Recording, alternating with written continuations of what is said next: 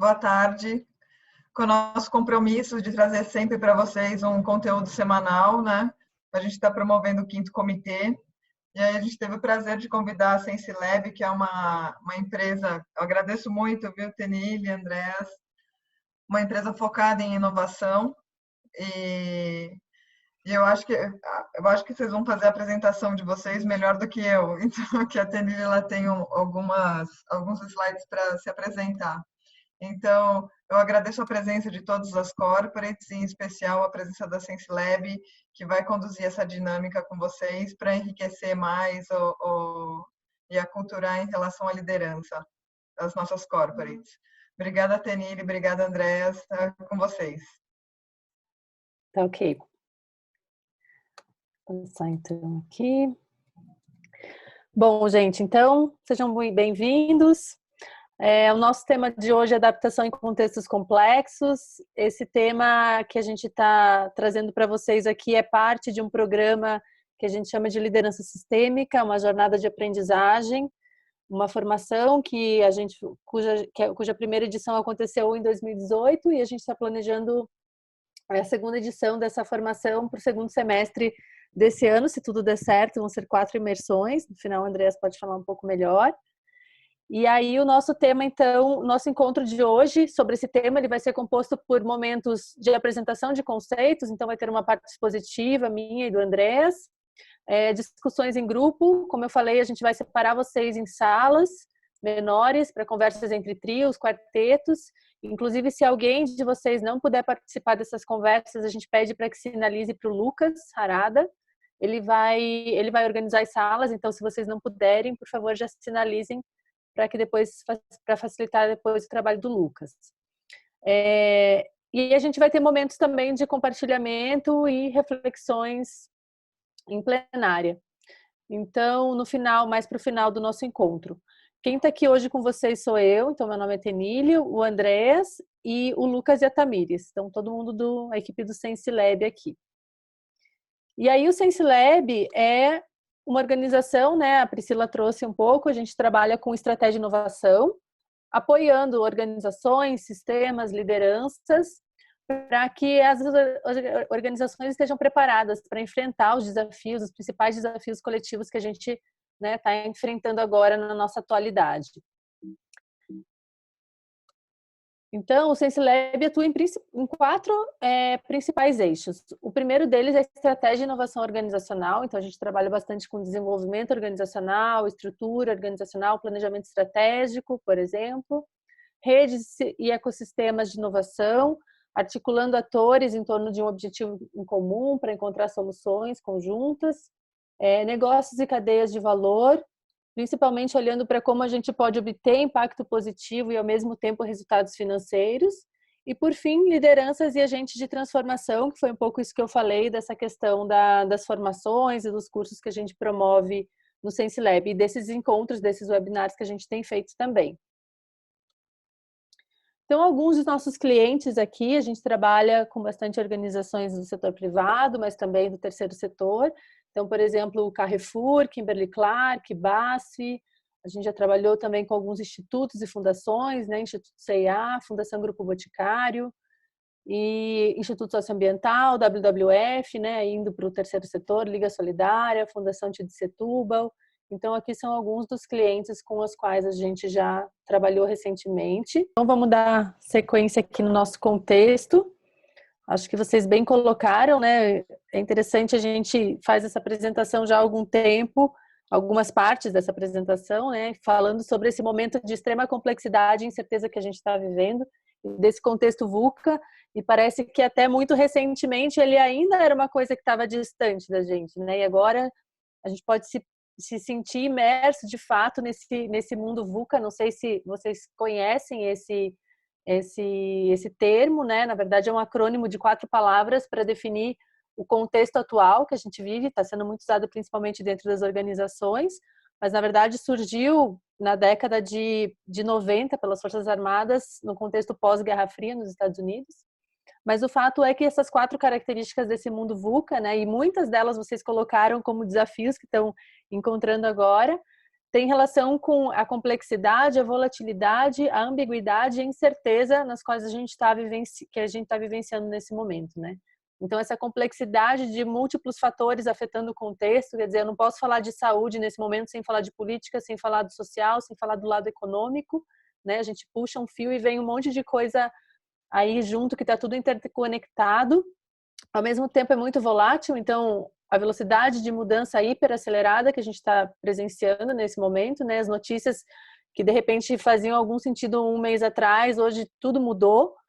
E é nesse contexto que a gente percebe que fica muito difícil planejar, então para as organizações faz muito mais sentido nesse momento estar preparado para o inesperado, de fato, né? E vocês bem colocaram, acho que foi uma das palavras ali que ficou mais evidente, né? A questão do planejamento, que provavelmente essa dificuldade de se planejar nesse momento sem ter certeza, né? Então, acho que incerteza é um outro ponto aqui relevante, que embora a gente esteja imerso em numa enxurrada de informações, a gente não consegue, de fato, ter clareza e prever cenários e entender para qual caminho seguir, né?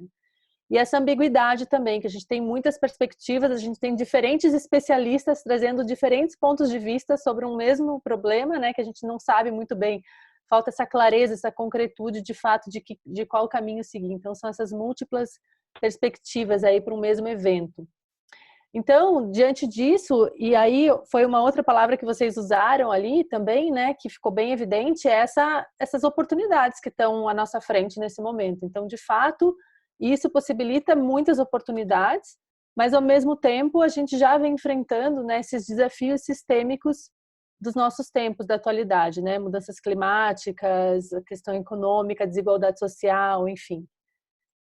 Então, se a gente olhar, né, para um passado numa linha do tempo aqui, a gente percebe que não é que as mudanças elas não ocorriam, mas elas ocorriam com uma velocidade muito menor, né? E hoje as mudanças elas estão muito rápidas. E aí, se a gente olha para o nosso passado, a gente vê um cenário de estabilidade, de previsibilidade, onde planejar por muitos anos era possível, e uma realidade que a gente poderia chamar de sólida. E hoje, essas mudanças rápidas, essa imprevisibilidade exige das organizações, né, uma adaptação dinâmica, e a gente está imerso nessa realidade líquida. Então, talvez a melhor metáfora para a gente talvez visualizar esse passado, né, olhando para as organizações, era esse organograma das caixinhas, né, de tudo no seu lugar, bem processual, e as pessoas buscavam, né, aquele emprego onde elas passariam o resto das suas vidas. E hoje a gente sabe que isso não está funcionando mais, né? Então, como que precisam ser essas organizações para que a gente consiga navegar e prosperar nesse cenário que a gente está enxergando e que a gente está imerso nesse momento, né? Como que são organizações fluidas e adaptativas para se adaptarem, de fato, a esse nosso contexto atual? Legal. Então, agora a gente vai dar sequência no nosso encontro. A gente vai trazer uma parte que é mais conceitual, onde a gente pode, de fato, visualizar caminhos para se adaptar e para liderar nesses contextos complexos. Então, agora eu passo para o Andrés, que vai conduzir essa segunda parte do nosso encontro. Bom, pessoal, espero que quem conseguiu participar das conversas aí tenha tido um bom papo para se aquecer aí. Tá dando para ver minha tela? Tenille, Lucas, está com a tela compartilhada? Sim. Sim. Tá. Então, como a Tenille disse, a gente fez uma breve introdução, acho que alguns conceitos muitos de vocês já devem conhecer, que a gente trouxe até agora. Então, acho que está claro para todo mundo que a gente vive uma época que é extremamente acelerada, muitas mudanças, muita incerteza, né? E o coração da nossa conversa de hoje é um frame, uma ferramenta, uma abordagem que a gente tem usado muito nos nossos processos, né? Tanto trabalhando com ecossistemas, com sistemas sociais no sentido mais amplo, quanto em processos de desenvolvimento organizacional, inovação em organizações. E a gente usa ele para falar de adaptação e de formas de ação em sistemas complexos, né? Em ambientes complexos. Mas antes de entrar na abordagem em si, acho que vale a pena a gente conceituar o que a gente entende por sistema. A gente vai usar muito a palavra sistema, né?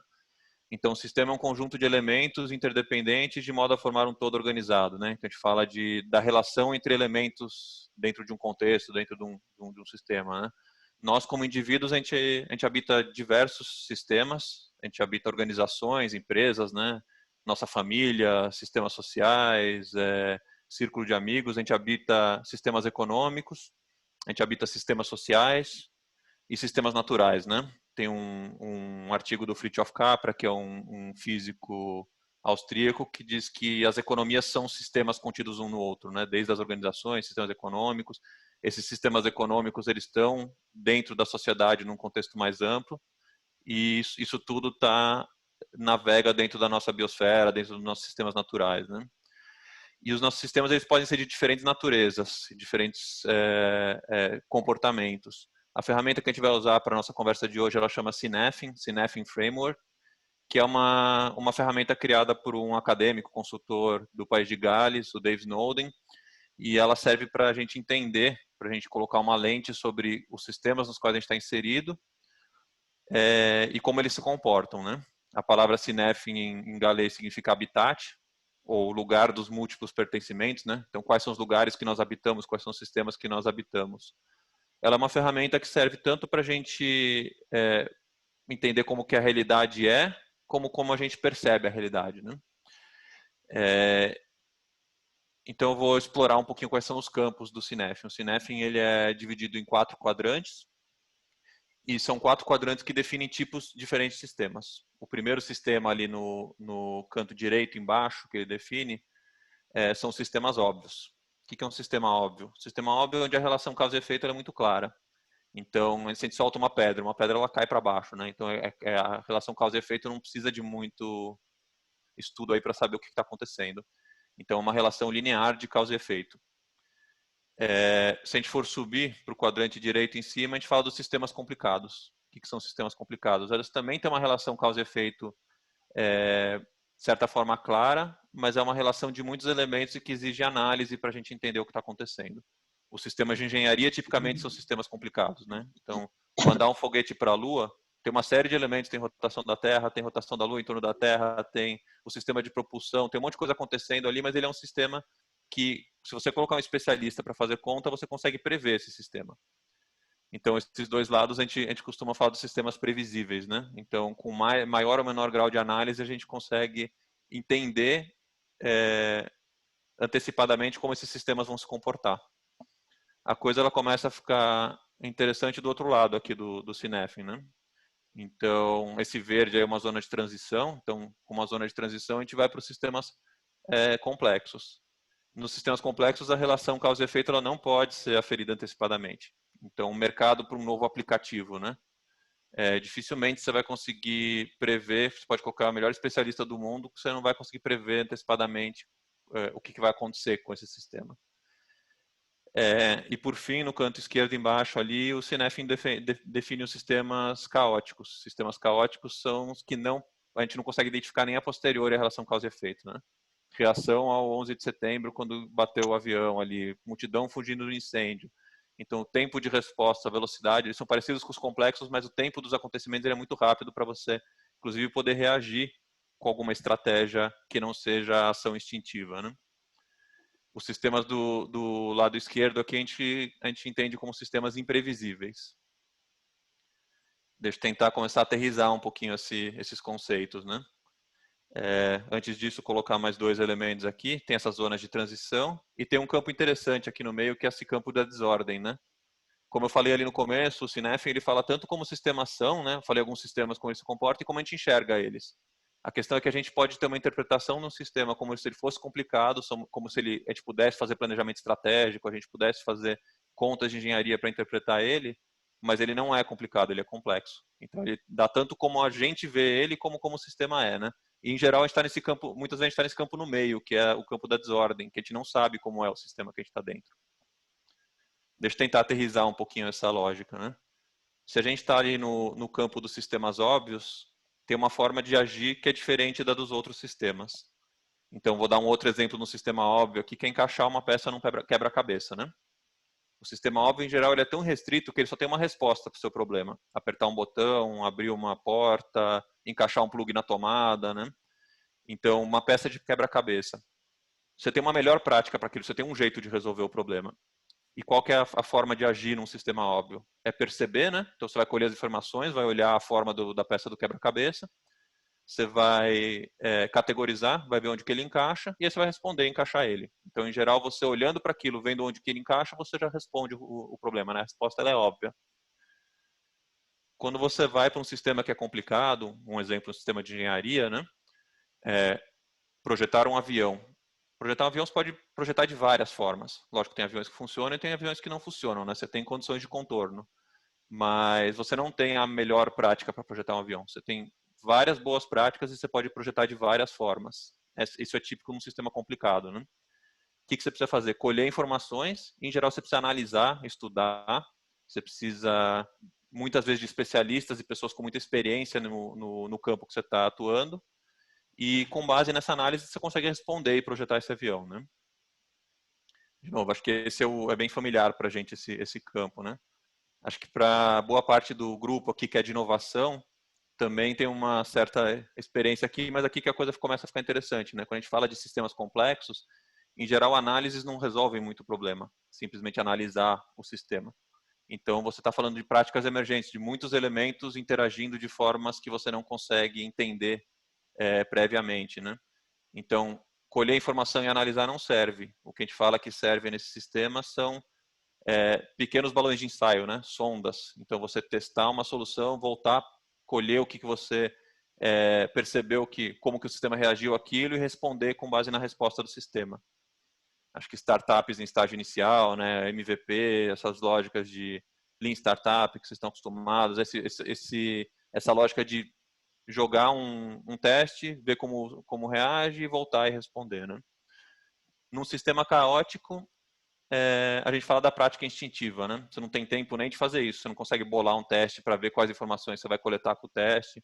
Então, a lógica aqui é agir para tentar controlar, para tentar ordenar minimamente a situação, depois ver onde você está e responder com base nisso, né? Fugir de um terremoto, você não vai ficar fazendo MVP para fugir do terremoto, né? O que é interessante nesse frame do Snowden, né, é que você consegue influenciar muitas vezes como o seu sistema se comporta. Então, com mais ou menos restrições, você consegue ir para um sistema que é mais complexo ou um sistema que é mais ordenado. Isso vale para empresas, isso vale para sociedade como um todo, isso vale para os mais diferentes sistemas, né? Então, como que a gente entende e influencia esses sistemas? Para você tentar chegar num sistema que é óbvio, é controle, né? Então, você tenta dirigir o máximo possível esse sistema, restringir o máximo possível, colocar políticas corporativas que falam exatamente o que tem que ser feito. Você bola uma linha de produção, né? Sistemas de chão de fábrica muitas vezes estão nesse campo, porque você não quer que tenha muito imponderável, muitos fenômenos emergentes aqui, né?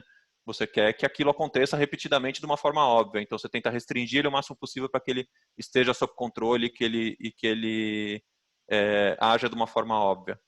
Com menos restrições, você vai para um sistema que ele é ordenado. Ele é extremamente regulado, tem muitas restrições, mas você tem um campo de atuação muito mais amplo, né? Você faz um planejamento estratégico, você faz budgeting, você divide as pessoas em áreas muito fixas dentro da empresa, mas ainda assim elas têm um grau de atuação relativamente grande dentro desses campos que você criou para a atuação dos elementos do sistema. Se você abre mais ainda as restrições do sistema, você vai parar num sistema onde, em geral, você não vai conseguir saber o que vai acontecer com antecedência e o próprio sistema vai dar os próximos passos, né? A gente fala de um sistema adaptativo, um sistema que está em equilíbrio dinâmico, onde o próprio sistema vai trazendo as respostas para você, né? Aqui embaixo a gente fala de um sistema em colapso, no caos, né? Vou aterrissar isso com base num exemplo aqui que depois eu vou trazer para o mundo das organizações, das empresas, né? Mas eu vou trazer primeiro um exemplo aqui que acho que está bem perto de todo mundo está acompanhando. Acho que é uma linguagem comum para todos nós, porque todos estamos acompanhando, né? Então, Covid-19, pandemia, a reação dos governos à pandemia, né? Como é que a gente pode usar esse frame para pensar nas reações dos governos na pandemia? Vamos falar de formas hipotéticas que a gente poderia agir, né? E ver se elas servem na nossa visão para encarar o momento atual. Então, acho que uma coisa que deve ser consenso entre todos é que esse quadrante esquerdo embaixo a gente quer evitar, né? Sistemas em colapso, desestruturação econômica, overflow do sistema de saúde. Então, o que a gente não quer que aconteça é cair nesse quadrante do caos aqui, do sistema caótico. Então vamos pensar um pouquinho em ações hipotéticas aqui para conter para navegar o sistema social atual, né, como ele está, o sistema social, econômico. Então, uma forma hipotética de agir seria o controle. Então, um controle social completo, direção completa das ações de todos os indivíduos dentro da sociedade, né, para extinguir o vírus em um tempo conhecido o mais rápido possível. Eu acho que deve ser meio intuitivo que isso aqui não é possível, né? Você não consegue controlar todo mundo, você não consegue falar exatamente o que elas vão fazer, tem uma série de coisas que impedem a gente de controlar, necessidade de gerar renda, necessidade de sair de casa por outros motivos. As pessoas, elas não vão obedecer necessariamente, né? Então, tentar transformar o sistema social em um sistema controlado para extinguir a pandemia não é possível. Talvez nos sistemas mais ditatoriais a gente tente chegar mais perto disso aqui, né? Mas não consegue chegar nesse nível também. Então, uma outra forma de agir seria através da ordem, né? Planejamento social com limitações suficientes para otimizar a curva da pandemia e as perdas econômicas. Isso aqui partiria de um pressuposto que a gente sabe quanto lockdown, quanta restrição social, quanto distanciamento a gente precisaria, quais perdas econômicas a gente aceita e que a gente já conseguiria projetar lá desde março, quando essa história começou, qual seria o nível ideal de restrição social para ter uma curva ótima economia-saúde, né? Acho que deve estar claro também, olhando para o que está acontecendo no mundo todo, não só no Brasil, que isso aqui também não é plenamente possível, né? Seria desejável, mas a gente não consegue prever o sistema nesse nível para poder fazer isso aqui. A gente pode tentar chegar perto. O que a gente observa num contexto de adaptação, num contexto de adaptação dinâmica, num sistema complexo como é o nosso sistema atual, é isso aqui, né? A gente trabalhar com aperto e relaxamento de restrições, com sondagens constantes de informações para adaptação dinâmica. A gente precisa entender o que está acontecendo, a gente precisa tentar ir restringindo, e à medida que a gente sente conforto para abrir mão de restrições, a gente abre mão, né? Então, o que a gente faz, o que a gente acaba fazendo é isso aqui. Um sistema de adaptação dinâmica é uma aperto e relaxamento das restrições de circulação, aperto e relaxamento das restrições econômicas, trabalhistas, né? Então, flexibiliza um pouco a lei trabalhista para poder dar alguma possibilidade ali, dar um apoio financeiro, restringe a circulação à medida que você percebe que a pandemia, como na Alemanha, né? A pandemia vai retrocedendo, você começa a abrir de novo. Se ela começa a retomar, você restringe um pouco de novo. Então, você consegue manter o seu sistema dentro de um processo de adaptação dinâmica dentro do quadrante complexo aqui. O que a gente não quer que o que aconteça é isso aqui, né? Essa flecha para baixo, essa desestabilização.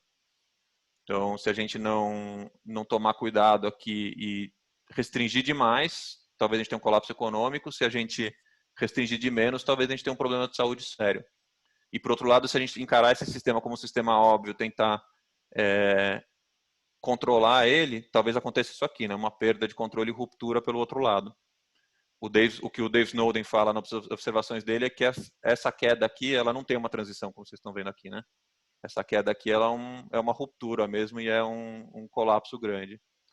Acho que um ponto importante, que também traz paralelos para o que a gente vai falar a partir de agora de inovação em empresas, de adaptação em organizações, né? As formas de perceber e reagir à realidade são essenciais para esse processo, né? Então, a gente chama isso de canais cognitivos. Não dá para fazer esse processo se a gente não tiver canais para perceber o que está acontecendo à nossa volta. No exemplo do Covid, isso é testagem de Covid, né? Se a gente não sabe quantas pessoas estão infectadas, como é que a gente vai reagir a pôr restrição, tirar restrição? Se a gente não observar ocupação de leitos em hospitais, se a gente não observar relatos de campo, movimento de cemitérios, então se a gente não tiver canais para ficar percebendo constantemente a realidade, não adianta a gente tentar entrar num processo de adaptação dinâmica. Isso vale para organizações de diferentes portes também, né? Então, se a gente quiser entrar num processo adaptativo num ambiente complexo, a gente precisa criar canais para observar constantemente a realidade e ver como a realidade está reagindo às nossas ações. Ok? Espero que tenha dado para acompanhar a lógica do frame aqui. A gente vai dar mais um passinho aqui para tentar trazer isso, aterrissar isso um pouquinho em adaptação nas organizações, né? Então, como é que as organizações podem trabalhar com essa lógica em ambientes complexos, em contextos complexos. Então, essa mesma lógica ela vale para as organizações também, né? A gente está habituado a tentar se manter o máximo possível no ambiente ordenado aqui, né? Maior planejamento, maior direcionamento, processo de budgeting, processo de planejamento estratégico, divisão entre as áreas, né? Tudo aquilo que eu falei. Na medida do possível, a gente tenta fazer isso aqui, que é trazer processos para uma padronização, né? Como eu falei, chão de fábrica, você não quer ter muito grau de liberdade no chão de fábrica, ali numa linha de produção. Você quer ter o negócio mais padronizado possível. Então, você quer ter tudo óbvio. Mas muitas organizações têm dificuldade de inovar, né? Isso independente da pandemia, não pandemia. Então, o que você pode fazer para inovar? Para você inovar, uma forma de inovar é você abrir mão de restrições. Um problema de você tentar inovar é você ter aversão à falha. Falha faz parte da inovação, né? Então, você dar maior grau de abertura à falha é você abrir mão de restrições e você tentar ir para o campo complexo. Você dá mais autonomias para as equipes atuarem, é outra forma de você abrir mão de restrições e ir para um emergente, né? Quem é o diretor da área de inovação, ele não tem mais controle daquele processo, mas eventualmente ele dá mais autonomia para coisas novas surgirem que não estão no controle dele. Aumentar canais de escuta, fazer processos de cocriação externos, fazer processos de open innovation, né? Trazer informações de fora para dentro. Tudo isso parte do pressuposto que você está abrindo mão de restrições e saindo de um sistema ordenado para um sistema adaptativo, né? E a partir do momento que você aprendeu algo com esse ciclo, você pode começar a transformar isso em políticas, em áreas, em ordenamento, em estruturas internas da organização e voltar para cá, né? Então, o que a gente está argumentando aqui é que é possível você experimentar com mais autonomia, com menos restrições e voltar e institucionalizar os seus aprendizados como produtos novos, como mercados novos para sua empresa. E, por outro lado, também é possível tentar se manter num processo adaptativo dentro de um ambiente complexo, né? Então, a gente trabalhar com autonomia de equipes, trabalhar com processos constantes de escuta, de cocriação com clientes, com fornecedores, com público-alvo, trabalhar com lançamento de MVPs, testes. Então, tudo isso é um processo que te mantém aqui na incerteza, por outro lado, no ambiente de inovação, né? No ambiente de coisas novas surgindo. Uma questão, acho que é importante, que a gente trouxe agora há pouco, é se manter num ambiente desses, ou abrir essa inovação, né? Fazer aquele ciclo verde que tinha agora há pouco, parte do pressuposto que você tem canais para aprender com isso. Que é a mesma coisa que eu falei no Covid, né? Se você não tiver métricas para aferir se o seu teste está funcionando, se você não tiver canais para entender se o mercado novo que você está entrando, ele está se comportando da forma que ele está se comportando. Então, não adianta nada você dar liberdade. Liberdade está ligado ao fluxo de informação, né? Tá ligado a canais cognitivos para perceber o que está acontecendo. Eu vou fechando essa parte aqui, a gente vai abrir para uma outra conversa, mas o que a gente está argumentando aqui é que em ambientes complexos, eventualmente as práticas organizacionais elas mudam um pouco. Então, as metáforas que a Tenille trouxe lá no começo da nossa apresentação, né, as formas de uma organização se estruturar, que em geral é uma empresa que é relativamente hierárquica e processual, que tem relações estanques com os fornecedores, parceiros, sociedade, clientes, ela está bem adaptada a contextos ordenados e controlados, né? A sistemas complicados e sistemas óbvios. Quando você parte para e essas organizações elas têm uma adaptabilidade, uma capacidade de inovação e uma responsividade menor do que organizações adaptativas, né? Organizações que estão inseridas em contextos mais complexos. O que a gente está argumentando aqui, e a gente vem ensaiando em diferentes processos que a gente está envolvido, né? Desde projetos próprios, onde a gente trabalha desde revisão da estrutura organizacional nessa direção até espaços mais controlados de escuta de fornecedores. No Carrefour, por exemplo, a gente fez uma cocriação com a cadeia do pescado para trabalhar a sustentabilidade na cadeia do pescado, né? Isso é se abrir para o que está fora, abrir seus canais de cognição e reduzir suas restrições para inovar, para trazer coisa nova, né? O que a gente está argumentando aqui é que, eventualmente, uma organização que está num sistema complexo e quer se adaptar, ela teria mais essa cara aqui, né? Ela teria relações mais abertas com fornecedores, clientes, parceiros e com a sociedade, ouvindo e testando mais, e teria mais liberdade das equipes internamente também, né? Sendo mais rede e menos estruturas fixas encaixotadas, né? Lógico que isso é mais fácil de desenhar do que fazer, né? Então, tem uma série de pressupostos por trás aqui, a autonomia não é fácil de exercitar, alinhamento dentro de uma estrutura mais em rede também não é fácil de exercitar, né? Não adianta dar autonomia se a gente não consegue criar uma visão estratégica conjunta, objetivos conjuntos, objetivos de cada área, mas uma estrutura dessas ela tem mais capacidade de navegar uma realidade líquida, como a Tenille colocou no começo, né? Uma adaptabilidade maior e menos rigidez.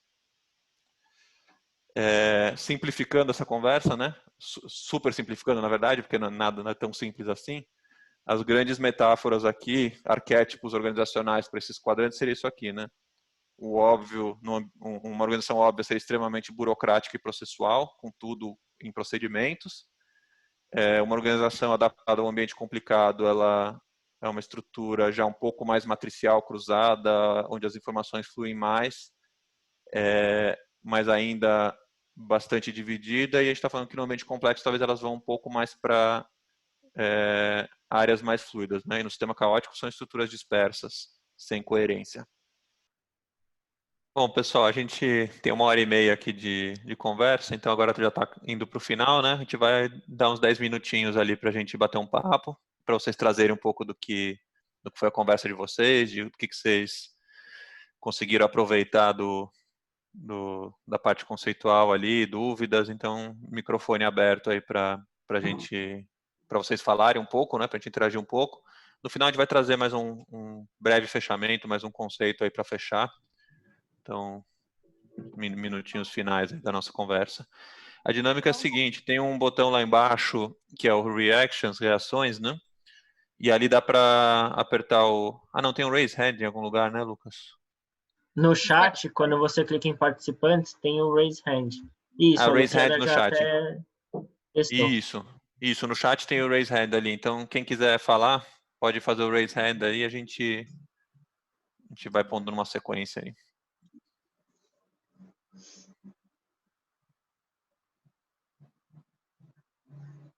A Priscila deu um joinha, não sei se ela quer falar ou se é... Não, é só o joinha mesmo. Ok. Agora seria um momento para o pessoal trocar, né, Andréas? Isso. Aí eu acho que seria mais fácil quem quiser falar, abrir o microfone e falar, você não acha? Pode ser. Se ficar bagunça demais aí, a gente organiza. Mas podemos até começar com a Daniela ali, que levantou a mão. E aí a gente vai dando sequência. Olá, pessoal. Boa tarde. A gente estava conversando, eu, a Cris e a Giovana, né? A questão cultural nesse processo todo, né? Como é que fica isso? Como é que vocês veem? Qual é a força da cultura nesse momento? Que a gente precisa acelerar, mas ao mesmo tempo não consegue, porque tem toda uma tradição, tem todo um direcionamento global, por exemplo. Eu trabalho numa empresa que a matriz é nos Estados Unidos, então como é que vocês veem isso, a questão da cultura? Porque para trazer a inovação a gente precisa das pessoas. E como é que essa cultura pode ser inserida de uma forma rápida, se é que pode, né? Por exemplo. Daniela, esse é um ponto-chave, né? Vocês vão até ver na figura final que eu vou trazer. Acho que, no fundo, organizações são pessoas, né? São processos de conversa entre pessoas. E cultura, na verdade, é tudo, né? Como que essas pessoas interagem, como que elas conversam, como que elas planejam. E a principal barreira para o que a gente acabou de colocar antes de quebrar vocês em grupos, que é trabalhar com mais autonomia, trabalhar com mais abertura, é cultural. É de como que é o mindset das pessoas e não só o mindset da liderança, tá? Não é só, os líderes não querem abrir mão. A gente trabalhou em algumas empresas onde o problema é que as pessoas não estão habituadas a terem autonomia, né? Não estão habituadas a poderem propor coisas, a poderem inovar. Então, a gente já começa a ser formado desde a nossa formação escolar, a gente já é formado de um jeito, né? Então, não adianta a gente ter a ilusão que é só a gente abrir mão de restrições, possibilitar que as pessoas inovem, dar autonomia para os times, que isso tudo vai funcionar. Tem que azeitar essas engrenagens, né? E isso é trabalhar com conversas entre pessoas, pôr as pessoas para conversar, fazer formação, não tem outro jeito. Aí depende do grau da organização. Eu diria que se uma organização ela está muito fechada, né, e os processos de tomar de decisão ela está muito distante, que não tem um grande atalho, né? Ou se parte lá da matriz lá de fora, ou se cria ou se tem um canal de comunicação muito rápido para acessar as pessoas que tomam essas decisões. Mas acho que eu tenderia a dizer que não existe um atalho para isso mudar rapidamente de alguém que está aqui no Brasil com vontade de inovar, né? Você é a Cris Buch aqui da Mercedes. Eu estava também no grupo com a Daniela e assim, você colocou um ponto que eu acho que é muito importante e foi o finalzinho da nossa conversa, né? Qual é a disposição que cada pessoa tem? Então, independente de nível hierárquico, independente de caixinha que ela pertence, qual é a disposição de cada um? Então, muitas vezes você tem equipe ou uma pessoa que ela fala, então eu não faço porque eu não tenho autonomia. Mas quantas vezes, é esse ponto que você falou, ela não sabe lidar, às vezes, não tem uma maturidade para lidar com a autonomia, né? E realmente você pode trabalhar com processo, você pode trabalhar com sistema, mas quando você não tem essa disposição do lado do pilar de pessoas, as coisas realmente elas não andam de forma natural. Elas podem andar em cima do controle do processo, ela pode andar por causa da ferramenta, do sistema, mas a pessoa, ela que dá essa fluidez para que a coisa realmente aconteça, né? As outras coisas, todas elas se somam, mas a disposição de cada um é muito importante. Com certeza. Não dá para apontar o dedo nem para um lado nem para o outro, né? Não é só a liderança nem só as pessoas. Acho que os dois têm que caminhar junto. É o conjunto. E a gente já viu coisas muito interessantes acontecendo de baixo para cima em organizações grandes. Tem um exemplo de um ramo alimentício aqui que um grupo se juntou, começou a propor coisas inovadoras, o diretor da área comprou e de repente uma das pessoas virou coordenador de inovação, fomentando startups dentro da organização, né? Então, às vezes, uma pessoa que se sente motivada a trazer algo novo e propõe, começa a tentar quebrar barreiras dentro da organização, também pode criar uma mudança, né? Não é só a liderança que precisa se mexer. Tem uma mão levantada ali que é o Renato. Oi, gente. Eu queria trazer um ponto que a gente discutiu no grupo que é interessante, porque a gente trabalha em grande empresa, né, Air Liquide, multinacional francesa, só que aí o que acontece? Você tem estrutura e hierarquia que ela vai te travando. Aí você fala, bom, vamos então isolar grupos de inovação para que a gente crie. Como? Então, indo assim, saindo no sentido anti-horário no teu processo, você vai encontrando coisas que agregam valor. No primeiro momento, uma empresa padrão, como era nos anos 60, você produzia aço e estava bom. Era isso. Então, você tinha que entregar o que o cara pedia. Ok. O que você acha que o outro pedia. Hoje, a gente tem naquela região do caos um valor enorme em oportunidades que elas estão aparecendo através do Big Data. E aí começa, bom, vamos fuçar no caos. Opa, encontrei uma coisa que tem valor. Aí, na hora que você consegue fazer isso dentro da empresa, você tem que vender isso para cima. É uma dificuldade relativamente grande. Mas, então, a tendência é você, bom, vamos agora isolar, e aí, de repente, você vai, encontra valor naquilo e trabalha o valor dentro de uma startup. Então, um movimento claro de você encontrar valor onde antes nada tinha, você não tinha ideia, né? Como é que você sabia que iam comprar um celular cor-de-rosa no Nordeste? Não sei. Quer dizer, hoje você tem acesso a uma base de dados muito rica e que nem todo mundo sabe trabalhar. Por isso tem um valor enorme para as empresas e principalmente para quem sabe trabalhar com isso. Legal. Obrigado, Renato. Alguém mais quer comentar, trazer reflexões, dúvidas?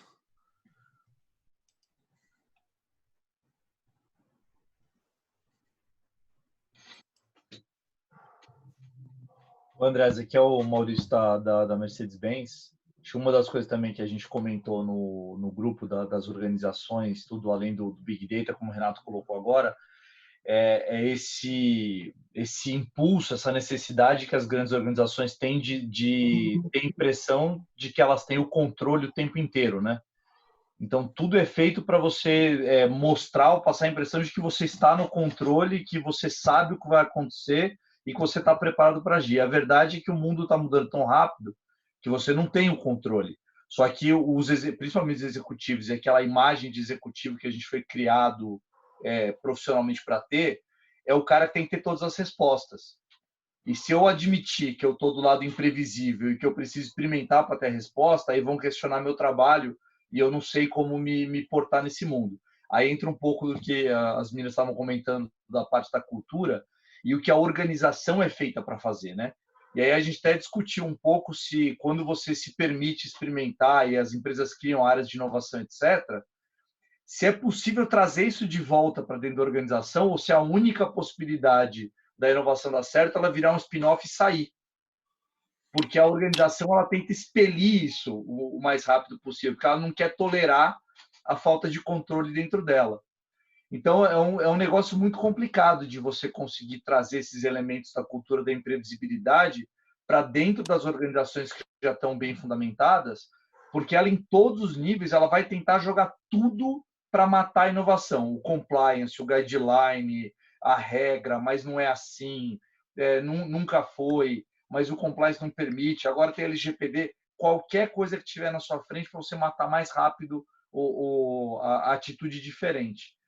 Então, é um desafio muito grande você introduzir isso sem ser realmente você criar um spin-off, né? Você ter a experiência e criar um spin-off da empresa.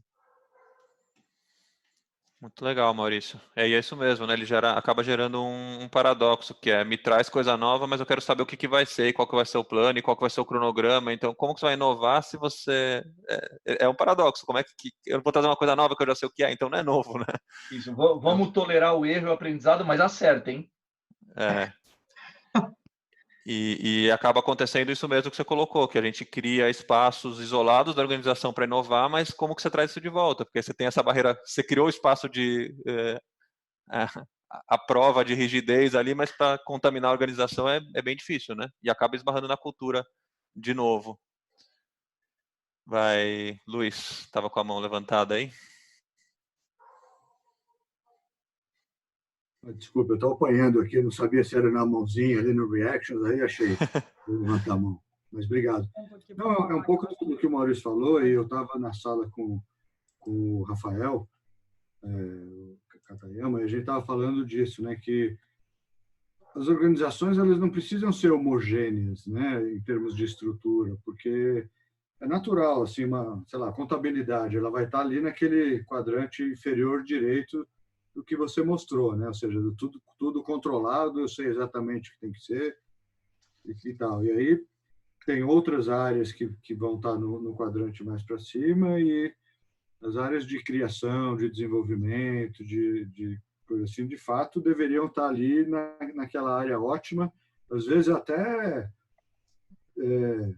flertando com a área de causa ali para a questão de inovação, né? E aí é muito difícil que as organizações hoje pensem em ter, dentro da minha própria organização eu vou ter modelos diferentes, né, de organização, de como ter estruturas hierárquicas diferentes na área A, B ou C, dependendo daquilo que elas se propõem a entregar, né? Eu não sei se você tem algum exemplo, tem algum caso de empresas que de fato... Assim, uma área de inovação tipicamente é isso, né? Então você isola ali, faz uma área, uma garagem, uma área de inovação, enfim. As inovações é isso que em geral as empresas fazem, mas de uma forma bastante massiva dentro de grandes empresas. Se alguém queria ver se alguém tem exemplo de estruturas desse tipo que fala, tá bom, contabilidade é assim, agora o resto não, você não tem uma arvorezinha hierárquica padrão. Eu queria ver se alguém tem alguma notícia sobre isso. Com certeza, Luiz, essa noção de que nem tudo precisa estar em cada um daqueles campos de forma igual é legal, né? Porque tem coisas que não adianta falar que tudo tem que ser adaptativo, tudo tem que mover, tudo tem que inovar. Tem coisas que tem que estar super processualizadas mesmo para, primeiro, não gastar energia com coisas que já estão estabelecidas. Segundo, porque não tem tolerância a erro, né? Aquilo tem que estar feito. Não adianta você fazer uma máquina de parafuso e achar que tem que a cada parafuso inovar, não vai funcionar. Então, acho que o segredo é como coexistir, como ter uma harmonia de informação entre essas estruturas que pensam de formas diferentes, né? O nosso tempo está... André, eu não sei se a questão da estrutura de forma diferente funcionaria, porque muito do hub da inovação, ela vem da linha de frente. Então, assim, quem está lidando com o cliente geralmente conhece a necessidade, e aí, para atender aquelas necessidades, você acaba inovando, né? Então, eu não sei se funciona um hub dentro da estrutura. No Bradesco, a gente trabalha muito com a inovação pode vir de qualquer lugar. Então, a gente tem até um projeto que chama EI, né? Qualquer pessoa pode chegar lá, entrar no site do EI, que é o Eficiência, e aí você faz uma proposta. Eu acho que no cartão de crédito tinha que ter uma foto do cachorro do cliente. Tudo bem, a área de cartões vai avaliar se isso é válido, se não é, e vai colocar para rodar se de fato for alguma coisa que vai fazer a diferença, assim. Então, é muito bacana você trabalhar a inovação em todos os níveis. Então, assim, de repente, esse núcleo do Whey, né, que você sabe que eu não sei nem o que quer dizer o Whey inteiro, mas eu acho que era eficiência e inovação, alguma coisa assim. Mas qualquer pessoa pode identificar uma iniciativa e não tem aquele núcleo, ele pode funcionar de uma forma diferente. Então, assim, ele recebe a iniciativa, recebendo aquela iniciativa, ele manda para a área que seria pertinente avaliar e já devolve para a pessoa num curto espaço de tempo. E aí acaba tendo uma estrutura dentro da estrutura, né? Que é todo mundo está funcionando da forma hierarquizada, mas aquela estrutura não. E aí ela responde para as pessoas. Eu acho bem bacana assim, essa questão do Whey. E aí eles levam as pessoas para a executiva, ela tem alguns benefícios ali, né, para os melhores projetos, mas funciona muito legal, é bem bacana. Pessoal, a gente está um pouco preocupado com o tempo aqui. Eu vi que a Bárbara e a Chiara estavam com a mão levantada, né? Primeiro a Chiara, depois a Bárbara. Vamos, talvez, ouvir vocês duas de uma forma breve. A gente vai fechando, pode ser? Pode ser. Bom, na verdade, o que eu tenho para falar tem muito a ver com o que o Luiz trouxe. Eu sou estagiária da Ultragaz, da área de transformação digital. Eu tenho pouco tempo de casa, mas uma coisa que é muito fácil de perceber é, além de toda essa questão de cultura que as meninas muito bem colocaram, é uma coisa que eu trouxe, inclusive, no nosso papo de grupo aqui, é a questão da cascata, né? Como que a gente consegue fazer com que essa inovação chegue nas pontas, no operacional, na base de invase, porque a gente está muito acostumado a ouvir a inovação, né, os assuntos de inovação no nível estratégico dentro da companhia, ali na matriz. A gente fala muito sobre isso, inclusive é onde a maioria dos squads ficam, né? A gente tem lá o que a gente chama de Blue Room, que é o nosso espaço que foi construído justamente para promover essa interface com startups e, enfim, todo tipo de conexão com qualquer projeto inovador. Mas como que a gente faz, né? Essa é uma coisa que a gente sempre pensa, independentemente do projeto que a gente está iniciando. Como que a gente replica isso pelo Brasil inteiro, nas nossas bases, enfim, nas revendas e todas essas pontas da capilarização que a gente tem na nossa prestação de serviço, né? Então, eu acho que além de toda a questão de cultura, tem esse impasse, digamos assim. Vamos lá, Bárbara, para fechar? Bom, rapidinho aqui. Concordo com todos os pontos até agora. Eu sou do Corporate Venture Cap da família Dona da Cometa, 1001, e uma das nossas pegadas e investimentos é justamente diversificar, né? Trazer inovação tanto para o grupo, mas também diversificar nossos investimentos. Eu acho que, assim, eu já vim de mercado financeiro e vim de consultoria. Consultoria, eu entrei em algumas grandes empresas do Brasil e eu acho que a gente pode dizer que dentro da minha vida como consultora antiga e da minha vida atual e como é tudo, o maior problema é dizer as pessoas não têm tempo para fazer isso. Não tem tempo para focar nisso agora. Então, assim, eu acho que é uma grande educação, que acho que a chefe que eu mais admirei até hoje, nesse sentido de inovação e de trazer novas ideias, assim, tira um dia da sua agenda, isso é, tipo, ninguém conta para ninguém, tira, tipo, amanhã, uma tarde e estuda. Você vai estudar. Você estuda, você faz alguma coisa. Então, assim, óbvio que tem semana que não dá para fazer isso, mas, assim, eu não conto todo mundo essas coisas, porque senão você acaba falando, mas parece, vai tirar sexta-feira a tarde inteira e você estuda. Não que seja para ler um jornal, que seja para ler sobre uma matéria específica que vai trazer melhoria. Então, assim, eu educo sempre as pessoas que trabalham comigo a fazer isso. Tira um tempo e estuda, porque sem foco, você tem uma ideia, joga que nem a ideia lá do cachorro. Beleza, legal a ideia do cachorrinho, por exemplo, para estar na foto do Bradesco, do cartão. Só que assim, me bota um plano estruturado por que você tem que fazer isso. Porque às vezes a pessoa pensa num negócio que é super legal, mas às vezes só escrever a ideia daquele jeito não funciona. Então acho que o tempo é uma coisa que agora talvez a gente tenha ganhado, o tempo de traslado que a gente não tem mais, assim, a gente tenha ganhado esse tempo para focar nisso. Então acho que é um ponto positivo dessa confusão que a gente está vivendo. É isso. Legal. Obrigado, Bárbara. Bom, eu vou só para fechar rapidamente aqui, nosso tempo já estourou, mas convites aí para quem quiser bater mais papo com a gente, né? Vocês estão vendo minha tela? Sim. Sim, tem que dar o... foi. Isso. Então, como a Tenille falou no começo, né? Isso aqui é um recorte nosso de um programa que a gente tem feito. Tem alguns convites dentro dele, que é o Liderança Sistêmica. Quem quiser acessar, tem o www.liderançasistemica.com. E dentro dele a gente tem feito já desde 2018 essas trilhas de webinars, de rodas de conversa, diversos eventos abertos, tá? Teve um com um tema parecido com esse agora 14 de maio, tá lá no nosso site. E tem outros aí para acontecer, um focado em propósito e impacto dos negócios, um focado em autogestão, organizações em rede, um focado em liderança. Quem quiser participar de mais webinars tem lá para vocês, estão convidados, tá? Outro não está marcado, aliás, acho que está marcado, mas não está aberto inscrições, né, Lucas? Mas quem quiser já ir dando uma olhada, a gente tem um programa de imersão, são 3 módulos de imersão de 3 dias, 4 módulos de imersão de 3 dias também, é um curso nosso, está lá no nosso site também, quem quiser dar uma olhada. E, por fim, a gente fica à disposição aí para a gente bater papo, podem entrar em contato com a gente, comigo, com a Tenille, estamos à disposição aí para quem quiser conversar mais, tá? Agradeço aí a participação de todos, espero que tenham tido boas conversas, que tenham conseguido interagir quem estava com disponibilidade de interagir. A gente sabe que algumas pessoas também, ou muitas pessoas, acabam conectando mais para absorver um pouco do conteúdo, ouvir.